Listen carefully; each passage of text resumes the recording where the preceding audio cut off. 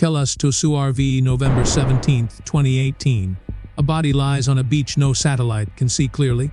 The man who placed it there is 26 years old. American. A missionary. His name is John Allen Chow. He believed he was bringing salvation. Instead, he brought his corpse. The people who killed him have no country, no government, no contact with the outside world.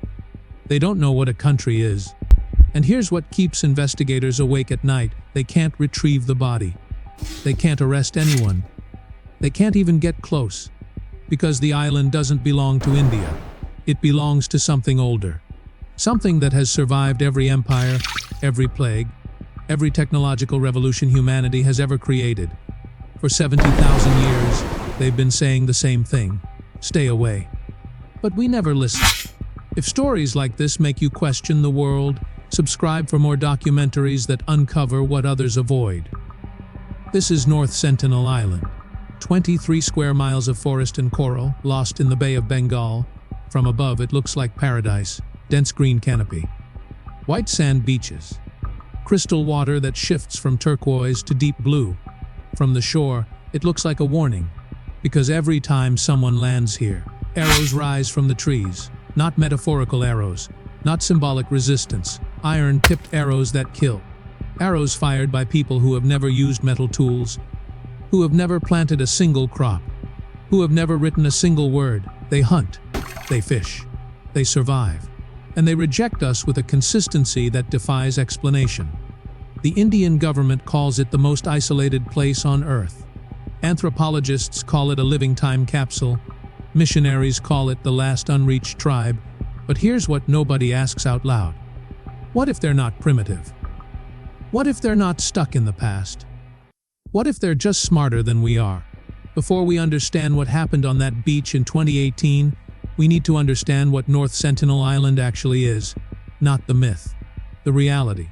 This is not a tropical paradise frozen in time. This is a calculated rejection of everything we consider progress. The sentinelese population is estimated between 50 and 500 people. Nobody knows for sure. They leave no traces we can count. No villages visible from the air. No smoke signals. No clearings. Just forest and beach and silence. They are hunter-gatherers in the purest sense. They fish with bows, hunt wild pigs, gather fruit and roots. They build temporary shelters, lean-tos made from branches and palm leaves. They use fire, but we've never seen how they create it. They have boats, outrigger canoes carved from single trees, but they never sail beyond the reef. Not because they can't, because they won't. And here's the detail that anthropologists find most fascinating. They have no agriculture. None. 70,000 years, and they never planted a single seed, not because they don't understand cause and effect, but because they never needed to. The island provides. Why domesticate plants when the forest already feeds you? Why enslave animals when the ocean gives freely? Why accumulate surplus when you can simply take what you need? It sounds primitive, until you realize that agriculture is what started everything else. Surplus food, population growth, social hierarchy, warfare, empires. The sentinelese looked at that path and said no, not out of ignorance, out of choice. Let's rewind, way back. 70,000 years ago, modern humans, Homo sapiens, began leaving Africa.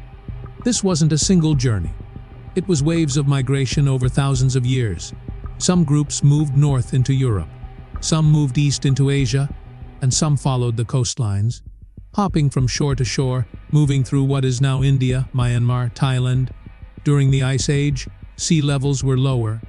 Land bridges existed where today there's only ocean. The Andaman Islands weren't islands, they were highlands in a vast peninsula. And somewhere around 50 to 60,000 years ago, a group of humans reached these highlands. They settled, the Ice Age ended, the oceans rose, and the highlands became islands. The sentinelese were cut off, not suddenly, not traumatically, just gradually. The world moved on, and they stayed. Their DNA confirms this. Genetic studies taken from a distance, never from direct contact, show that the sentinelese are one of the most isolated populations on Earth. They're not related to mainland Indians. They're not closely related to other Andamanese tribes. They branched off early, and they never merged back. They are a snapshot of early human migration, a living fossil. But fossils don't kill missionaries, so what happened? For 65,000 years, the sentinelese were alone, completely. No ships, no traders, no explorers. The ocean was their wall. And then in the 11th century, something changed. The Chola Empire, a powerful South Indian dynasty, began exploring the Bay of Bengal. They wrote about islands inhabited by cannibals and wild men. We don't know if they meant the sentinelese, but the stories spread. By the 13th century, Marco Polo mentioned the Andaman Islands in his writings. The people are like wild beasts. They kill and eat anyone who is not of their own kind. Was this true? No evidence supports it, but it didn't matter. The myth had power, and myths keep people away. Maybe that was the point. For centuries, the sentinelese were left alone. Pirates avoided the island. Traders went around it. The forest swallowed any shipwrecks, and the sentinelese remained invisible until 1771. That's when the British East India Company surveyed the Andaman Islands. They weren't interested in the people. They were interested in the location. The Andamans sat at the crossroads of major shipping routes between India, Southeast Asia, and China. Whoever controlled these islands controlled trade. The British sent a hydrographic survey team. Their orders map every island, chart every reef. When they reached North Sentinel, they saw figures on the beach. The report described them as primitive and hostile. They didn't land. Smart move. But the damage was done. North Sentinel Island was now on the map. The first recorded landing happened in 1867. A British colonial officer named Maurice Vidal Portman was appointed administrator of the Andaman Islands. Portman was an ambitious man. He wanted to civilize the region. He believed, like many colonials of his era, that indigenous people were children waiting to be educated. That contact was a gift. He was wrong. In January 1880, Portman led an expedition to North Sentinel Island. His team landed with gifts, metal tools, cloth, food. The sentinelese retreated into the forest. Portman followed. He found recently abandoned camps, fires still warm. And then he made a decision that would echo for over a century. He decided to bring the sentinelese to civilization by force. His team found 6 people, an elderly couple and 4 children. They couldn't find anyone else. The rest had vanished into the forest. Portman took the 6 captives back to Port Blair, the colonial capital. He gave them beds, clothes, British food. He studied them like specimens. Within days, the elderly couple fell ill, and then they died.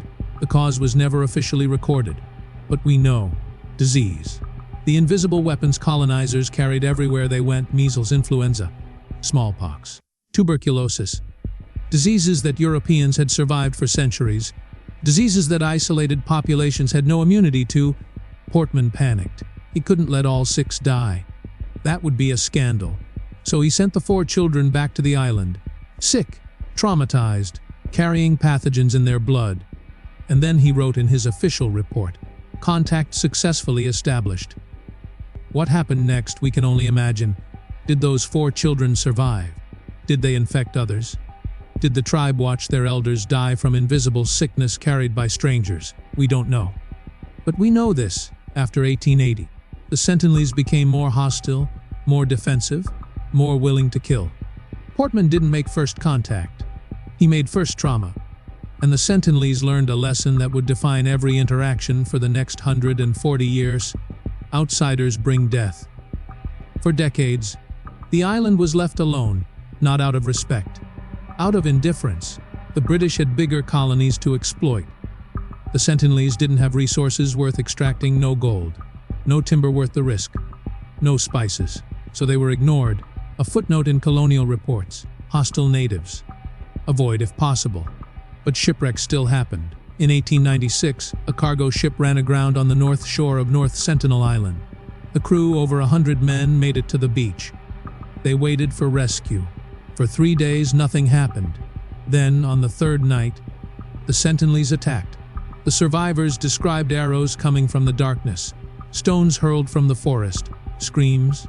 A rescue ship arrived the next morning. Most of the crew had survived, but several bodies were missing. Were they killed? Taken? Buried? Nobody knows.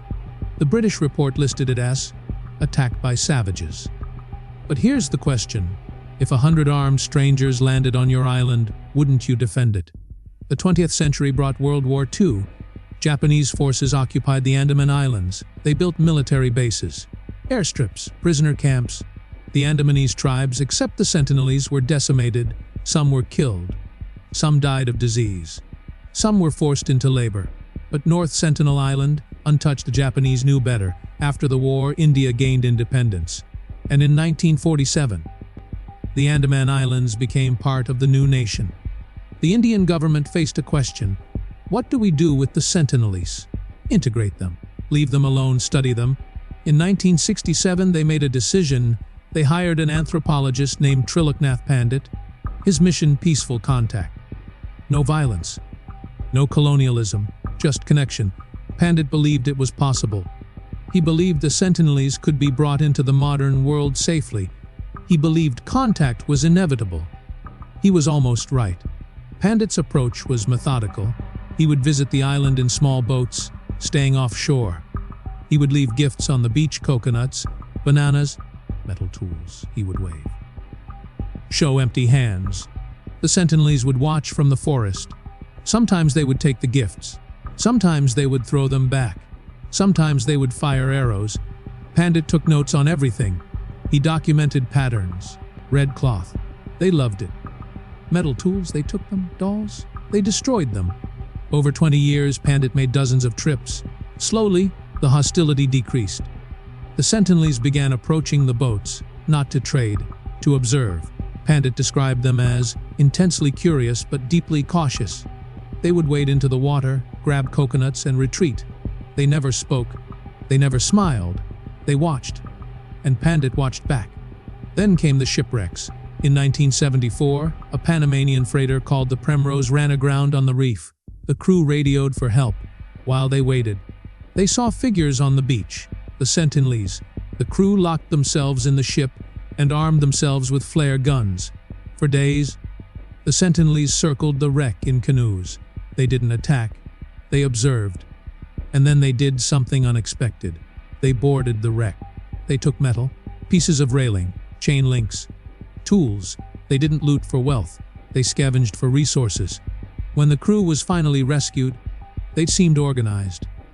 Almost strategic. And that metal, it showed up later in Pandit's photographs, iron-tipped arrows. The sentinelese had learned to forge. Not by teaching, by watching, by adapting. In 1981, another ship wrecked, the MV Russley. This time, the crew was rescued quickly. But the sentinelese boarded the ship within hours. They stripped it clean. Metal, rope, cloth, everything useful. And here's the fascinating detail. They didn't just take things randomly. They were selective. They took metal they could shape. Rope they could use for fishing. Cloth and colors they preferred: red, yellow, bright hues. They weren't primitive scavengers. They were intelligent opportunists. And Pandit realized something. The sentinelese weren't rejecting technology. They were rejecting us. By the late 1980s, Pandit's team had made enough visits that some patterns emerged. The sentinelese recognized the boats. They knew the routine. And on January 4th, 1991, something extraordinary happened. Pandit's team approached as usual, small boat, coconuts, slow movements. But this time, a group of sentinelese waded into the water. 20 or 30 people, men, women, children, no weapons. Pandit froze. This had never happened before. A woman stepped forward. She was young, maybe in her 20s. She looked directly at Pandit. And then she turned to a man holding a bow. She gestured. He lowered it. Slowly, the sentinelese began taking coconuts from the anthropologist's hands. Not grabbing, accepting. There was no language exchanged. No words, just eye contact and silence. It lasted 20 minutes. Pandit later called it the most profound moment of my life. But he also said something else in private interviews. I knew it wouldn't last. Because they weren't saying hello. They were saying, we'll allow this. He was right. The next visit, the sentinelese were hostile again. Arrows, stones, shouting. What changed? Maybe nothing. Maybe they had simply decided enough. Maybe they were testing us, seeing if we would respect boundaries or push further. Pandit's superiors wanted him to push further, establish a permanent contact station. build trust over years, eventually integrate the sentinelese into Indian society. But Pandit had doubts. He saw what had happened to other Andamanese tribes, the Unj, the Jarawa, the great Andamanese, all contacted, all helped, all devastated, their populations collapsed, their cultures eroded, their land taken. Was that help or harm? In 1996, the Indian government made a decision. They shut down the contact program permanently, not because it failed, but because they realized something anthropologists had been arguing for decades. Contact might be culturally genocidal. The sentinelese had no immunity to modern diseases. A single flu virus could kill half the population. A measles outbreak could wipe them out entirely. Even the common cold could be fatal. And there was no way to vaccinate them, no way to prepare them. Contact meant risk. And the Indian government decided, it's not our risk to take. They established a 3-mile exclusion zone around the island. No boats, no planes, no tourists, no researchers. The policy was called on, hands off. Observe from a distance. Protect through isolation. The sentinelese would be left alone by law. For the first time in history, the modern world officially backed away. But laws don't stop everyone. Fishermen still got close, not to make contact, to fish the rich waters near the reef. In 2006, 2 Indian fishermen anchored their boat too close to the island. They fell asleep. The anchor line drifted. When they woke, they were on the beach. The sentinelese killed them both. Their bodies were never recovered. The Indian government investigated, but no arrests were made. Because how do you arrest someone who doesn't recognize your laws? How do you prosecute someone who was defending their home? The case was closed. The exclusion zone was reinforced, and the message was clear. The sentinelese don't want contact, and contact will get you killed. Then came the tsunami, December 26, 2004, a 9.1 magnitude earthquake off the coast of Sumatra triggered a massive tsunami. Waves up to 30 meters high slammed into coastlines across the Indian Ocean. 230,000 people died. The Andaman Islands were hit hard. Entire villages were wiped out. Rescue teams scrambled, and someone asked, "What about the sentinelese?" A helicopter was sent to check. It flew low over North Sentinel Island. The crew looked for survivors, for bodies, for devastation. Instead, they saw a man on the beach standing, alive. He looked up at the helicopter, and then he raised his bow and fired. The arrow missed. The helicopter pulled away. The crew reported back, "They're fine," and very, very hostile. While the modern world drowned in aid convoys, the sentinelese had simply moved to higher ground. No warning system, no emergency broadcast, no infrastructure. Just knowledge passed down for 70,000 years. When the ocean pulls back, run to the hills. They survived without us. Which brings us to John Allen Chow, born 1991. Vancouver, Washington. The same year Pandit made peaceful contact, Chow grew up evangelical Christian, homeschooled, outdoorsy, adventurous. He loved hiking, kayaking, wilderness survival, and he loved Jesus. At 18, he read an article about the sentinelese, the last uncontacted tribe, a people who had never heard the gospel, and he decided, right then, that he would bring it to them, not as a naive teenager, as a mission. He spent years preparing. He attended Oral Roberts University. He trained with All Nations, a missionary organization specializing in unreached people groups. He learned survival skills, studied tropical diseases, practiced evangelism. He read everything about the sentinelese, Pandit's papers, government reports, news articles. He knew the risks. He knew the laws. He knew it was illegal, and he believed God was calling him anyway. In his journal, he wrote, "Lord, is this island Satan's last stronghold where none have heard or even had the chance to hear your name?" He saw the sentinelese as souls in darkness. He saw himself as a light bringer. He saw isolation as imprisonment, and he believed he was the key. In 2018, Chow traveled to Port Blair. He told friends he was going on an adventure. He contacted local fishermen. He offered them money, $325 per trip, to take him to the island illegally. The fishermen hesitated. They knew the laws, they knew the risks, but $325 was a month's income. They agreed. Chow wrote in his journal, "I hope this isn't one of my last notes, but if it is, know that I love you all and that Jesus is worth it. November 14, 2018, first trip. The fisherman took him within a half-mile of the island. Chow paddled the rest in a kayak. It was dawn. He saw figures on the beach. He shouted, "My name is John. I love you and Jesus loves you." In English, a language they don't speak, an arrow flew past his head. He kept paddling. Another arrow. This one hit his Bible. It pierced the leather cover and stopped inside. Chow later wrote, "I was attacked, but I feel so blessed. I hollered that I was a friend and that I wanted to bring them good news." He retreated. The fishermen pulled him back. One of them said, "Don't go back. They'll kill you." Chow replied, "It's worth it." November 15th, second trip. This time Chow made it to the beach. He left gifts, fish, scissors, safety pins. The sentinelese took them, and then they broke them. Chow shouted Bible verses. He sang hymns.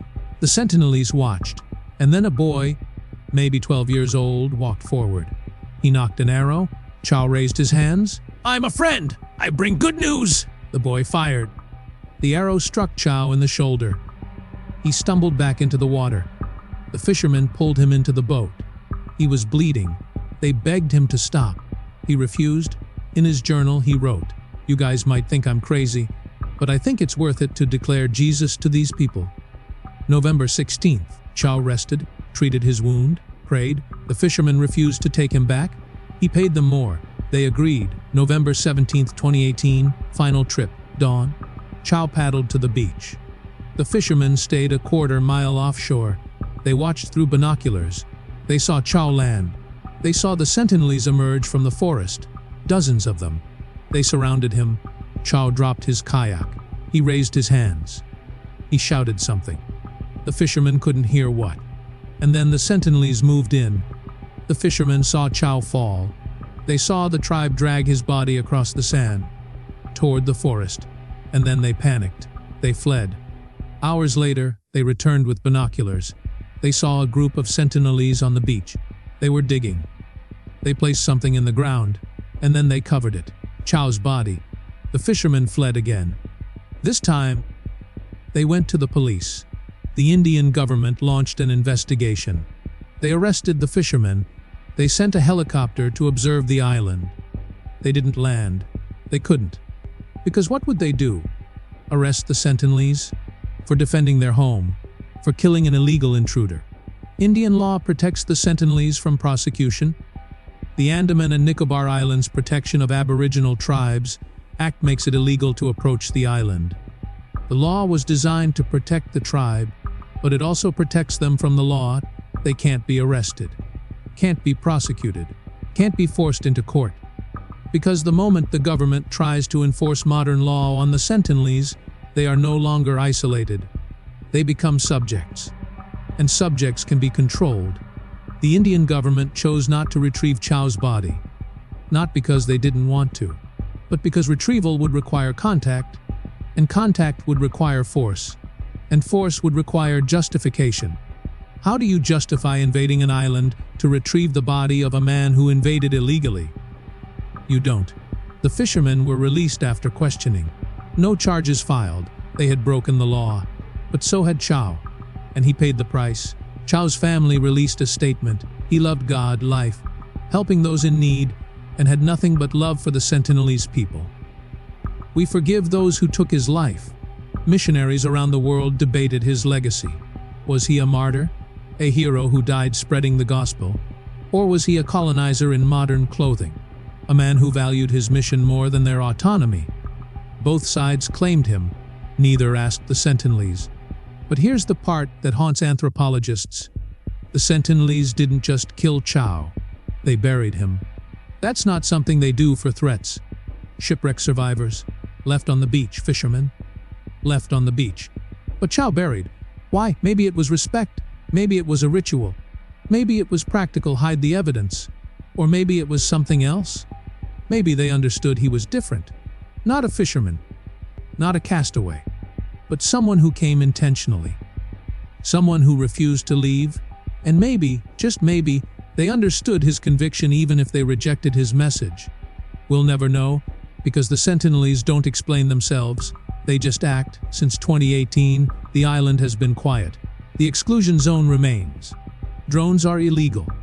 Satellites are intentionally blurred. The Indian Navy patrols the area to keep boats away. The sentinelese remain invisible. Occasionally fishermen report seeing smoke, or figures on the beach, or canoes near the reef. But no contact, no incidents, just existence. And that's the uncomfortable truth. The sentinelese don't need us. They don't want us. And they're surviving just fine. Let's talk about what no one wants to say. The sentinelese are living proof that civilization isn't inevitable. For 70,000 years, they've survived without agriculture, animal domestication, writing, metal tools, religion, social hierarchy. They live in small mobile groups. They share resources. They don't accumulate. They don't expand. They exist in balance with their environment. And here's the data that makes modern civilization uncomfortable. The sentinelese have never overfished their waters, never deforested their island, never depleted their resources. They take what they need, and they stop. Meanwhile, modern civilization, with all its technology, medicine, and ambition, is burning through resources faster than the planet can regenerate. We're depleting fish stocks, cutting down forests, warming the atmosphere, and scientists say we have decades, maybe a century before collapse. The sentinelese have lasted 70,000 years. We've lasted, what, 300 since the Industrial Revolution? So who's primitive? There's a theory in anthropology called the original affluent society. It was proposed by Marshall Solons in 1966. The idea hunter-gatherers aren't poor, they're rich, because they have everything they need. They work fewer hours than modern humans. They have leisure time. They have community. They have enough. Agriculture promised abundance. But it also created scarcity, because once you can store surplus, you can hoard it. And once you hoard, you create inequality. And once you have inequality, you need hierarchy. And hierarchy needs enforcement. And enforcement needs armies. And armies need expansion. The sentinelese never took that first step. Not because they couldn't, but because they saw no reason to. Here's the question that haunts every documentary about North Sentinel Island. Should we leave them alone? Most people say yes. But why? Is it respect? Or is it guilt? Because the truth is, every time the modern world has contacted isolated tribes, those tribes have suffered. Disease, displacement, cultural erasure, addiction, poverty. The pattern is consistent. Contact is catastrophic. So we tell ourselves we're protecting them by staying away. But are we? Or are we just avoiding responsibility for the harm we'd cause? There's another question, quieter but more disturbing. What if they're happy? What if they don't want medicine, electricity, education, internet, democracy? What if they've looked at the world through their few encounters and decided, no thank you? Because that challenges everything. It suggests that modernity isn't salvation. It's a choice, and they chose differently. That's not romantic. It's not primitive. It's just different. And the modern world hates being rejected. John Allen Chow believed the sentinelese needed Jesus. But what if they already have something that works? What if their spirituality, whatever it is, has sustained them longer than Christianity has existed? What if their moral framework, whatever it is, has kept their population stable for longer than any nation has survived? Chow saw darkness. Maybe they see clarity. Chow saw souls in need. Maybe they see intruders. Chow saw salvation. Maybe they see colonialism in a kayak. The modern world wants to study them. Anthropologists want to document their language. Geneticists want to understand their DNA. Linguists want to record their speech. But here's the thing. The moment we study them, they stop being themselves. They become us. Because observation changes behavior. Contact changes culture. And documentation changes history. The sentinelese are Shore-Dinger's tribe. As long as we don't look too closely, they remain purely themselves. The moment we do, they become a reflection of us. So maybe the greatest respect we can give them is this: leave them unknown. North Sentinel Island is 23 square miles. You could walk across it in a day. It has no oil, no gold, no strategic value. It's not blocking trade routes. It's not a military threat. It's just there.